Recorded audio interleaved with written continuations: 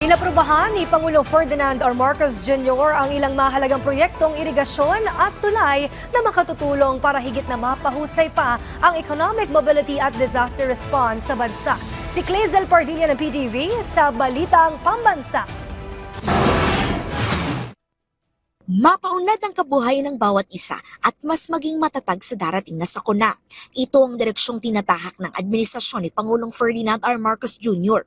Kaya sa ika-23 National Economic and Development Authority o NEDA Board meeting, inaprobahan ni Pangulong Marcos ang mga proyektong magpapasigla sa ating agrikultura at magpapagaan sa buhay ng mga Pilipino. Kabilang dito ang pagtatayo ng Ilocos Norte, Ilocos Sur, Abra Irrigation Project o INISAIP na makapagbebenepisyo sa 32,000 pamilya.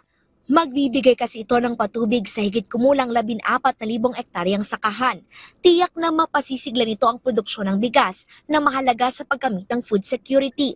Magsusupply din ng INISAIP ng hydroelectric power o kuryente sa Ilocos Region na di lamang makatutulong sa mga residente, kundi makapaghihikayat din sa mga nagnenegosyo at investors na mamuhunan sa lugar.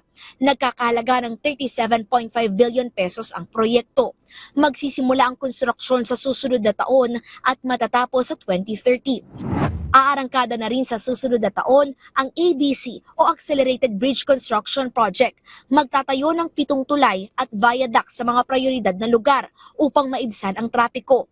Gagawa rin ng 22 response bridge na magsisilbing alternatibong daan sa panahon ng emergency o kalamidad. Bubuhusan ito ng 25 billion pesos na pondo mula sa Official Development Assistance.